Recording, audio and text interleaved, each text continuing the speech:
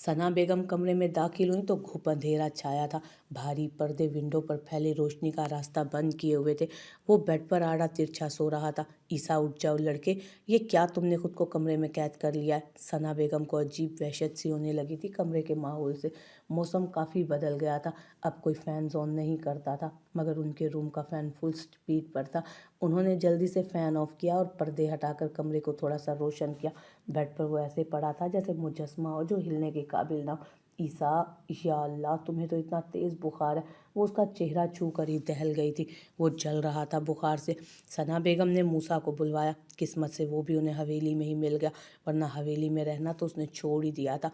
क्या हुआ ईसा को? मैंने डॉक्टर को कॉल कर दिया, अभी आ जाएगा। मूसा ने उसके पास बैठते माँ को बताया और खींचकर उसे सीधा करते परेशानी से उसकी उजड़ी बिखरी हालत देखी।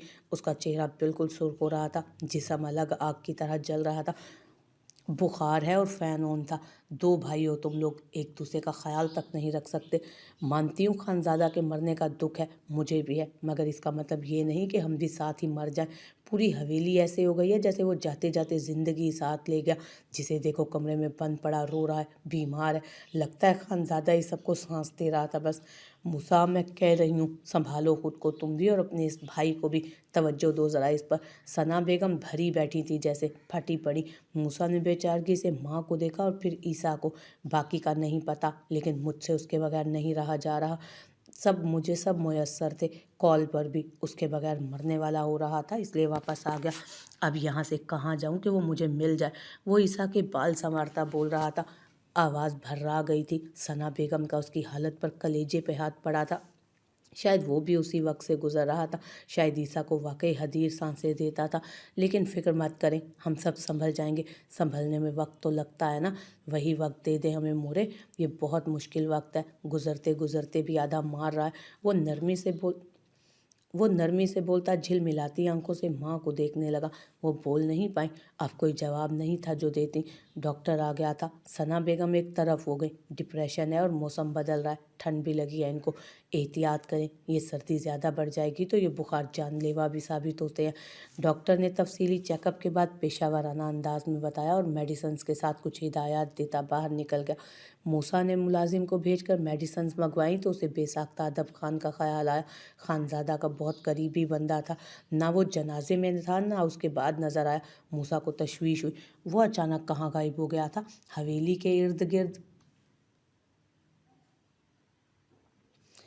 हवेली के इर्द गिर्द तो मंडलाता रहता था वो। उसका घर, फैमिली, दोस्त और वारिस सब कुछ खानज़ादा ही था। फिर कहाँ गुम हो गया था वो पुरसोच अंदाज में ईसा को देख रहा था। सना बेगम सूप बनवाने चली गई। गुलजान बेगम बहुत ज़्यादा ज़ख्मी हालत में थी। जरशे सारा वक्त उनके पास रहती, उनका ख्याल रखती थी। खानी बेगम और आगा जान ने तो सबसे नाता तोड़ लिया था, दुनिया से कट कर बैठ गए थे। खान जावर और बिजनेस संभालने में लगे हुए थे और खान आजर मर्दान खाने में ताज़ियत के लिए आते, लोगों से मिलते रहते। प्रिहान जाने किस हाल में थी। वो फिक्रमंद हुआ। पूरी हवेली का निज़ाम टूट फूट का शिकार हो चुका था। हदीर यार, तुमने कैसे ये सब संभाल रखा था? जाते जाते बखेर कर चले गए सबको। वो दिलगरीफ्तगी से बेड ग्राउंड से टेक लगाते बैठ गया। सना बेगम सूप लाई तो ईसा को जगाकर उसने संभालते हुए ज़बरदस्ती उठाया और नीम दराज करके उसका सर ऊंचा किया। सना बेगम उसे सूप पिलाने लगी। मुरे, प्रिहान ठीक है ना? खाती पीती है कुछ? मूसा ने बेचैनी से पूछा। मुझे कुछ नहीं पता, जरशे खाना भेजती है। पता नहीं उस लड़की को क्या ड्रामे सूझ रहे हैं। ना कमरे से निकलती है, ना सामने आती है। अब वो जरशे माँ की खिदमत करे या उसके पास आकर बैठे। मुझे तो उसकी समझ ही नहीं आई कि वो कर क्या रही है यहाँ से। कोई उसे घर भेजे। अब क्या बचा है उसका यहाँ? सना बेगम भड़ास निकालती मूसा को पछतावे में मुब्तला कर गए। वो उनको तासुफ से देख कर रह गया। क्यों जाएं वो यहाँ से? वो मेरे लाला की मोहब्बत है, यहीं रुकेंगी। खबरदार किसी ने निकाला, यहीं रहेंगी, जब तक चाहें यहीं रहे। वो अमानत है हदीर लाला की। ईसा ने उनके हाथ में मौजूद सूप के बाउल को हाथ मारकर गुस्ताखाना अंदाज में कहा। सना बेगम के इर्द गिर्द खरते की घंटियां बजने लगी। तुम्हारा क्या लेना देना ईसा? इस मामले से दूर रहो, सना बेगम ने परेशानी से कहा। वो क्यों तरफदारी कर रहा था आखिर? पहले हदीर, अब ईसा। उनके कान खड़े हुए। वो लड़की थी ही जादूगरनी। मेरा लेना देना है। वो हदीर लाला की वाइफ है, कहीं नहीं जाने दूंगा मैं उन्हें। लाला का कमरा अब उन्हीं का है। वो सर्द भारी लहजे में बोलता करवट बदल कर सो गया। मूसा खामोशी से देख रहा था उसे। देखो इसे, लड़की बेवा हो चुकी है, बे औलाद है, फिर किस लिए यहाँ रुके? जवान है, कम उम्र है, घर जाकर नई जिंदगी गुजारे, क्या सारी उम्र यहाँ कैद रहेगी? इस बार सना बेगम ने लहजे में नरमी समोकर मूसा को देखते ईसा को भी समझाया, अभी ये सब बातें रहने दे मोरे, संभल जाएंगी तो चली जाएंगी। ईसा ठीक कहता है, वो हदीर की अमानत है, इस सलूक की हकदार नहीं कि यहाँ से निकाल दिया जाए। हदीर के कमरे पर उनका हक है, जितना चाहे रहें, आप बस ईसा का ख्याल रखें। मुलाजिम दवाई लाएगा तो इसे वक्त पर दवाई दें और ठंड से बचा कर रखना है। मैं पता करूं गुलजान मोरे अब कैसी हैं। मूसा ने माँ को समझा बुझाकर वहाँ से उठते हुए कहा, ठीक है, वो भी बेटे हॉस्पिटल ले गए थे, इलाज करवाया, अब ठीक तो होना ही है, सब काम से बचने के बहाने। जाहिर है कैसे संभालती ये सब इंतजामात, मुलाजमों को देखना, सफाई और खाना बनवाना। दावर और यावर की बीवियां ही संभाल रही थी, अब वो फिर से शुरू हो चुकी थी। मूसा सर झटक कर निकल गया। ईसा बददिली से करवटें बदलता रह गया। सना बेगम बुड़बुड़ाते हुए चुप हो गई थी। अब वो ऑफिस में बैठा था जब मिसेस शाइस्ता के नंबर से कॉल आई। पिछले दिनों उनका चेकअप करवा आया था। चेकअप के बाद डॉक्टर ने उनको टेंशन फ्री रखने पर जोर दिया। उनका दिल काफ़ी कमज़ोर हो रहा था। माइनर अटैक के बाद अब उनको दोबारा हार्ट अटैक का खतरा था। मूसा परेशान हुआ था। उन्हें कोई फिक्र थी, कोई परेशानी थी जो नॉर्मल नहीं होने दे रही थी। प्रिहान की फिक्र के अलावा क्या हो सकता था? मूसा ने सर झटक कर कॉल अटेंड की। आनी गिर गई हैं, बेहोश हो गई हैं, पूर्वा की रोती आवाज़ में कहा। टूटा फूटा जुमला सुनकर वो अपनी जगह से झटका खाकर उठा। परेशान मत हो बच्चे, अभी आ रहा हूँ मैं। वो उसे तसल्ली देता तेज़ी से बाहर निकला। ड्राइवर ने गाड़ी का डोर खोला और ड्राइविंग सीट संभाली। होशियार खड़े गार्ड्स जल्दी से अपनी गाड़ियों पर सवार होकर उसके पीछे हो लिए। पूरी रफ्तार से वो उनके घर पहुंचा था। मिसेस शाइस्ता ज़मीन पर गिरी पड़ी थी और पूर्वा का रो रो कर बुरा हाल था। उसने आनी को संभाल कर गाड़ी में डाला तो वो सहमी पूर्वा पर उसकी नज़र पड़ी। आ जाओ, बैठ जाओ साथ। उसका सर थपथपा कर उसने उसे साथ बिठाया और हॉस्पिटल पहुंचा। डॉक्टर से पहले बात कर ली थी। मिसेस शाइस्ता को शदीद किस्म का हार्ट अटैक आया था। फौरी पहुंचने की वजह से बचा लिया गया, मगर अंडर ऑब्जर्वेशन रखा गया।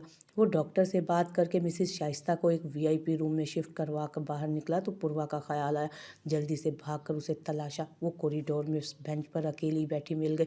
भीगी आंखों से आते जाते लोगों को तक रही थी। उसे बेसाख्ता तरस आया। तुम्हारी आनी ठीक है, कुछ दिन यहाँ रखेंगे डॉक्टर, फिर संभल जाएंगी।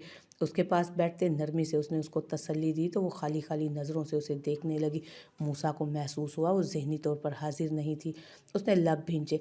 पूर्वा, नरमी से पुकार कर वो उसके सामने घुटनों के बल बैठा तो वो मुतवज्जो हुई। मैं तुम्हारा बड़ा भाई हूँ, तुम मेरी बेबी सिस्टर हो, मुझसे बात कर सकती हो, क्या तुम ठीक हो? उसने नरमी से कहा तो और अपनायत से पूछा। मैं परेशान हूँ, आप मेरे बड़े भाई हैं, क्या मैं आपको हक कर सकती हूँ? पूर्वा उसकी नरमी और तसल्ली पर यकदम रोकर बोली। वो कितनी डरी हुई थी और अकेली। मूसा को शिद्दत से एहसास हुआ। उसने उसके सामने बाहें फैला दी। वो उसके कंधे पर सर रखकर रो पड़ी। उसका सर थपथपाते मूसा को अपने दिल में इतनी नरमी और गुंजाइश शायद अपनी सगी बहनों के लिए भी महसूस नहीं हुई थी कभी, जितनी वो उस वक्त पूर्वा के लिए महसूस कर रहा था।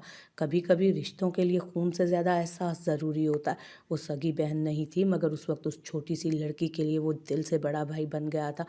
आपको पता है आनी क्यों बीमार हुई? क्योंकि वो अंकल से झगड़ा करती हैं, उनकी बात नहीं मानती। वो सिसकते हुए बोली तो वो ठिठका।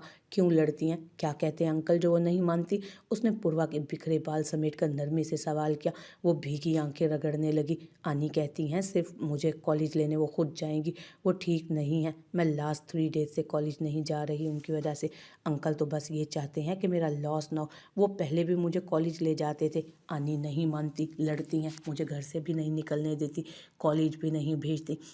वो अपने गम भाई को सुनाती रो पड़ी। यानी उसकी नज़र में सारा कसूर आनी का था। मूसा को हदीर की बात याद आई। उसने यही कहा कि मिस्टर वकार अच्छा इंसान नहीं, कुछ ऐसा था जो वो जान गई हैं और अब पूर्वा की हिफाजत करना चाहती हैं। पूर्वा, मेरी बात गौर से सुनो और अपने दिमाग में बिठा लो। आनी तुम्हारी मम्मा जैसी हैं, बट अंकल तुम्हारे फादर बिल्कुल नहीं। तुम्हारी आनी जो भी कहें वो बात मानती रहना। अपने अंकल से क्लोज होने की ज़रूरत नहीं है। वो सख्ती से पूर्वा को मना करके परेशान कर गया। मगर अंकल अच्छे हैं, वो मेरी परवाह करते हैं, मेरी स्टडी। पूर्वा अंकल तुम्हारे फादर नहीं हैं। मूसा ने उसकी बात काट कर सख्ती से कहा, आज के बाद अपनी आनी और बहनों के अलावा किसी के करीब मत होना, न किसी की बात मानना और ना ही कोई अच्छा है। Mark my words. मूसा ने एक एक लफ्ज़ पर जोर दिया। वो गौर से उसकी बात सुनती सर हिला गई। आप भी नहीं? उसने सवाल किया तो वो देख कर रह गया, फिर नफ़ी में सर हिलाता उसके पास बेंच पर बैठ गया। हाँ, अब मैं भी शामिल हूँ। तुम्हारी आनी, बहनें और मेरे अलावा और कोई अच्छा नहीं। इस बार रद्दोबदल के साथ जुमला अदा किया तो वो पुरसकून हुई। मूसा ने उसे सीधा करके अपने सामने किया तो उसके हुलिये पर नज़र पड़ी। स्टॉलर भी गायब था, ट्राउज़र, शर्ट और पैरों में चप्पल। काफ़ी बदल गया था मौसम, उसे ठंड भी लग सकती थी। वो अपने नोखेज़ हुस्न की वजह से सबकी नज़रों का मरकज़ भी बन रही थी। उसने जल्दी से अपना कोट उतार कर उसे पहनाया तो वो बिल्कुल ही छुप गई उसमें। मुतमईन होकर बैठ गया वो। अब आओ तुम्हारी आनी के रूम में चलें। अब तुम उनके पास से कहीं मत हिलना, मुझे थोड़ा काम है। ऑफिस जाऊंगा, लेकिन फ़िक्र मत करना, जल्दी आ जाऊंगा। कोई भी परेशानी हो तो मुझे कॉल कर लेना। और तुम्हारे अंकल घर ले जाना चाहें तब भी मत जाना, तब तक नहीं जब तक मैं आ ना जाऊँ। उसे अपने साथ लिए समझाते हुए वो उस रूम तक ले गया जहाँ मिसेस शाइस्ता एडमिट थी। वो भी होश में नहीं थी। पूर्वा होंठ लटकाए फिर से रोने की तैयारी करने लगी। अब ठीक हैं, बस सो रही हैं। ये सिस्टर यहीं रुकेंगी, कोई इशू होगा तो संभाल लेंगी। मूसा ने एक नर्स की तरफ इशारा किया जो मिसेस शाइस्ता के सिरहाने खड़ी थी। मूसा को देखकर अलर्ट हुई थी। ब्लू ड्रेस, पैंट पर वाइट शर्ट, सुनहरी माइल बाल और नीली आंखें, दराज कद, सुर्ख सफ़ेद रंगत। वो पुरकशिश इंसान उस वक्त नर्स की पूरी पूरी तवज्जो का मरकज़ बना था। पूर्वा उसकी बात पर सर हिला गई। पूर्वा, कहीं मत जाना, यहीं रहना। कोई भी मसला हो मुझे कॉल करना। जाते जाते फिर पलटकर पूर्वा के पास आया और वही हिदायत दोहराई। वो सर हिलाती रही। मूसा उसकी गायब दमागी महसूस करके सर्द आप भरता वहाँ से निकल गया। सुनो, वो कौन है तुम्हारे? नरमी से उसने मूसा को कोट पहने देख नरमी से उसे नर्स ने उसे मूसा का कोट पहने देखकर सवाल किया। मैं उनकी बेबी हूँ। तो मतलब वो मेरे बाबा हैं। पूर्वा को उसकी सारी बातों में बस बेबी सिस्टर याद आया। अपनी मर्जी से सिस्टर हटाकर बेबी बताती वो कंधे उचका गई। नर्स की आंखें फैल गई। इतनी बड़ी लड़की का इतना जवान बाप। पूर्वा स्टूल खींच कर आती आनी के पास बैठ गई। वो वॉशरूम से निकलकर बेड पर जा गिरी। कुछ दिन से तबीयत काफ़ी बिगड़ चुकी थी। ना वो सही से खा पी रही थी, ना संभल रही थी। उसे अंदाज़ा था कि वो पूरा पूरा दिन खाए पिए बगैर गुजार देती है, इसीलिए उसकी तबीयत बिगड़ रही है। मगर अब जो हालत कुछ ज़्यादा ही ख़राब हो रही थी उसका सर चकरा रहा था और वॉमिट कर कर के आंतें बाहर आने को थी। मुलाजमा ने दरवाज़ा बजाकर दोपहर का खाना ला कर रखा। सुनो, मुझे कुछ हल्का फुल्का ला दो, जूस चाहिए, और ये ले जाओ। परिहान का गोश्त वाले सालन की स्मेल से जी मतलाने लगा तो जल्दी से ट्रे से दूर होती बोल पड़ी। मुलाजमा ने चौंक कर उसे देखा। जी बेहतर छोटी दुल्हन, अभी लाई। मुलाजमा ट्रे लेकर वापस मुड़ती तेजी से निकल गई। छोटी दुल्हन सुनकर उसका दिल डूब सा गया। आंखों से लगातार आंसू बहते चले गए। आज पूरा एक माह हो चुका था। दिल अब उसकी वापसी की जिद करना छोड़ चुका था। उसने वक्त के धारे पर खुद को छोड़ दिया था। खानी बेगम के दिए वो खुले लिबास पहने रखती थी। मौसम की तब्दीली की वजह से एक सियाह शॉल अब हर वक्त उसके वजूद से लिपटी रहती थी। पिछले एक हफ्ते से जरशा कभी कभी उसे वक्त देने लगी थी, मगर अब कुछ दिन से वो भी पढ़ाई की वजह से शहर लौट गई थी। गुलजान बेगम को उसने दोबारा नहीं देखा था। ना इतनी हिम्मत थी कि उठकर उनका पता करती। उसकी सफ़ेद शफाफ रंगत में जर्दी घुलने के बावजूद कशिश सी बढ़ गई थी। मुलाजमा जब कमरे में जूस और फ्रूट चाट का बाउल बनाकर पहुंची तो वो फिर वॉशरूम से निकल रही थी। जर्द हो चुका चेहरा भीग रहा था। मुलाजमा की नज़रें उसके सोगवार चेहरे पर जम सी गईं। छोटी दुल्हन, गुलजान ने ये भेजा है। वो खाना बनाकर फारिग होंगी तो खुद आएंगी। कहा है आप ये सब ज़रूर खाएं। मुलाजमा की हिदायत पर वो सर हिला गई। गुलजान बेगम की हैसियत बदल चुकी थी। अब वो सिर्फ गुलजान थी। प्रिहान ने दुख से बैकग्राउंड के पास बैठते हुए टेक लगाई और जूस के घूंट अलग से उतारने लगी। फ्रूट चाट के साथ छोटी सी कांच की प्लेट में चाट मसाला रखा था। सारा अच्छा खासा उंडेल कर चटपटा करने के बाद पूरा बाउल खा गई। पेट में कुछ जाने के बाद काफ़ी बेहतर महसूस हुआ था। पुष्प पर फैले शहद रंग के बाल समेटकर फिर से बिस्तर पर दराज हो गए। पिछली कुछ रातें भूख और तबीयत खराबी की वजह से बेचैन गुजरी, इसलिए वो कुछ ही देर में सो चुकी थी। गुलजान फारिग होकर कमरे में आई तो वो सो रही थी। मासूम से चेहरे पर जर्दी छाई थी। वो दुख भरी नज़रों से उसे देख रही थी। उनके अपने वजूद पर अनगिनत जख्मों में इजाफा हो चुका था। एक माह में ही वो बूढ़ी नजर आ रही थी। कपकपाते हाथों से उसके बिखरे बाल समेटे। मुलाजमा ने कुछ वक्त पहले किचन में जाकर राजदाराना सरगोशी में अपने शक का इजहार किया। मुझे लगता है छोटी दुल्हन माँ बनने वाली है। घोष से उबकाई आ रही थी, बार बार वॉशरूम जा रही थी। उसकी बात पर गुलजान सहम गई। खानजादा जिंदा होता तो ये बात यकीनन प्रिहान की इज्जत में इजाफे का बाइस बनती, मगर अब ये बात सबको पता चली तो बच्चा हुआ तो छीन कर इसे हवेली से निकाल दिया जाता, या फिर सारी उम्र वो उस कम उम्री में हवेली में बेवकी की जिंदगी गुजार देती। उनका दिल कटने लगा। अभी वो गम से संभलने लगी तो अपनों से मिलना चाहती तो जा भी सकती थी, मगर वो वाकई वारिस लेने वाली हुई तो उसे कहीं नहीं जाने दिया जाएगा। गुलजान ने मुलाजमा को डपट कर चुप करवा दिया था, मगर खुद सोच लिया था खामोशी से प्रिहान का ख्याल रखेंगी और हो सका तो समझा कर वापस भी भेज देंगी। वो उस पर ब्लैंकेट ठीक करती वापस निकल गई। रात के खाने में प्रिहान ने फिर से वही मांगा था, खटास और चटपटे मसाले से भरा फ्रूट चाट। गुलजान बेगम ने मुस्कुराहट छुपाकर बाउल तैयार किया। वो रात के खाने के लिए बाहर निकल आई थी। खाने की टेबल पर उसे देखकर एकदम सन्नाटा छाया था। स्याह शाल ओढ़े, जर्द रंगत प्रिहान का वजूद खौफ से कपकपा रहा था, मगर वो अब सबके साथ मिलजुल कर रहना चाह रही थी। वो अब वही कर रही थी जो खानजादा चाहता था। मैं क्या यहाँ बैठ सकती हूँ? उसने झिझक कर नरमी से सवाल करते हुए सबको देखा। सना बेगम ने नखुवत से सर झटका। दावर और यावर की बीवियाँ खामोशी से उसे देख रही थी। तुम्हारा यहाँ क्या काम है? तुम अभी तक हवेली में हो ही क्यों? तुम्हें मेरा बेटा ज़बरदस्ती लाया था ना, तो अब जाओ ना, नहीं रहा वो, आज़ाद हो तुम। खानी बेगम ने स्पाट तासुरात के साथ उसे कहा और उसका कहा जुमला ही उसे लौटाया। आपके बेटे की आखिरी निशानी है, उसकी अमानत है ये, आप इसे हवेली से निकाल रही हैं। खान दावर ने बेचैनी से पहलू बदलते हुए कहा। खान आजर प्रिहान को तक रहे थे। वो खानजादा की चाह थी, अब उसके लिए वो दिल में नफरत नहीं रख पा रहे थे। दावर की बात पर खानी बेगम ने खामोशी इख्तियार कर ली। बेटा ये क्या हिमाकत है? निशानी और अमानत जैसा कुछ नहीं, इद्दत पूरी करके वो जा सकती है। इसकी उम्र इतनी बड़ी नहीं कि ये बेवगी में तन्हा जिंदगी गुजारे। खान जवार ने दावर को टोक कर प्रिहान को देखा। फैसले के लिए मुंतजिर खड़े मुजरिम की तरह वो अपनी जगह खड़ी एक एक का मुंह तक रही थी। बस मेरे खानजादा की बीवी है ये, अब उसकी बेवा बनकर रहेगी। और तुम? खानी बेगम यकदम बोलकर उसकी तरफ मुड़ी। वो मुतवज्जो हुई, जाने अब क्या हुक्म मिले। इद्दत का मतलब जानती हो? ना महरम के सामने नहीं आना अब तुमने, ना तुम सिंगार हार करोगी और ना बाहर निकलोगी। 4 माह 10 दिन अपने कमरे में रहो जैसे अब तक रहती आई हो। ना तुम सिंगार करोगी ना बाहर निकलोगी। 4 माह 10 दिन तक अपने कमरे में रहो जैसे अब तक रहती आई हो। खाना पानी मिल जाया करेगा। खानी बेगम के हुक्म पर उसका दिल सुकड़ा। कैद की सज़ा जैसा फैसला लगा था। उसका दम घुट रहा था। खामोशी से पलट कर जा चुकी थी वो।